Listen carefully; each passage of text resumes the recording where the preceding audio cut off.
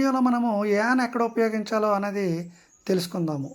ఏ అనేది consonant sounds ముందు ఉపయోగిస్తే యాన్ అనేది వావల్ సౌండ్స్ ముందు ఉపయోగించే ఆర్టికల్ అన్నమాట. ఇప్పుడు కొన్ని ఎగ్జాంపుల్స్ చూద్దాము.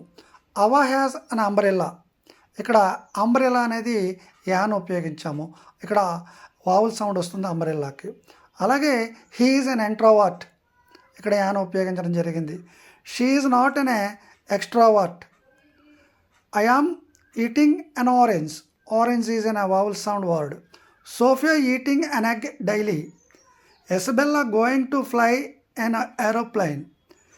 An elephant is such a fast animal. She is not eating an apple. He is an boy. She is an intelligent student. Ollie is late an hour. She asks an easy question.